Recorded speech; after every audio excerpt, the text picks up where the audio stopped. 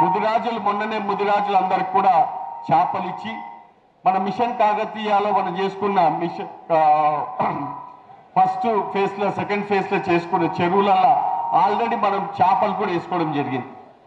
అదేవిధంగా ఇవాళ మన కుర్ర సోదరులకు ఏదైతుందో, ఎందుకంటే ఎన్నో లక్షల గొర్రెలు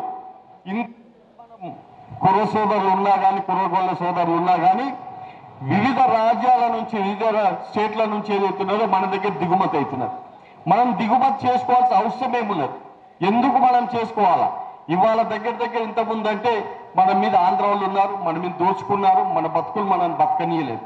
కానీ ఇవాళ కృష్ణమ్మ తల్లి మన దగ్గర ఉన్నది.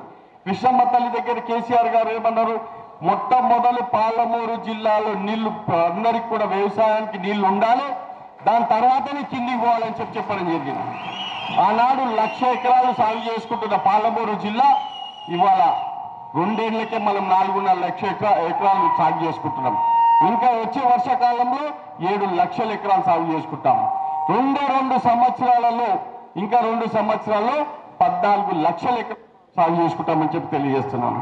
అంటే అదేవిధంగా కేసీఆర్ గారు తెలంగాణ సాధించడానికి పట్టుబట్టిందో మన తెలంగాణ ప్రజల బతుకులు కూడా వెలుగు చూడాలి, మన బంగారు తెలంగాణ దిక్కు పోవాలని చెప్పి ఒక పట్టుదలతోటి వాళ్ళు పనిచేస్తున్న సంగతి మీ అందరికి తెలుసు. ఈ పాలమూరు జిల్లాని ఇంకా 2-3 ఏళ్లలోనే 2-3 సంవత్సరాలు మనం పూర్తి చేసుకోగానే వలసలన్నిటిని కూడా ఆగిపోయి ఇక్కడ సస్యశ్యామలంగా పాలమూరు జిల్లా ఉంటూ ఎన్నో ఫ్యాక్టరీలన్నిటిని కూడా మనం ఈ పాలమూరు జిల్లాలో పెట్టుకోబోతున్నాం. ఆల్రెడీ ఎన్నో కాలేజెస్ మనం పెట్టుకుంటున్నాం. మెడికల్ కాలేజ్ ఉంది, పెద్ద లా కాలేజ్ సింబాసిస్ అని చెప్పి దేశంలోనే ప్రసిద్ధిగాంచిన లా కాలేజ్ కూడా మన దగ్గరకు వచ్చింది.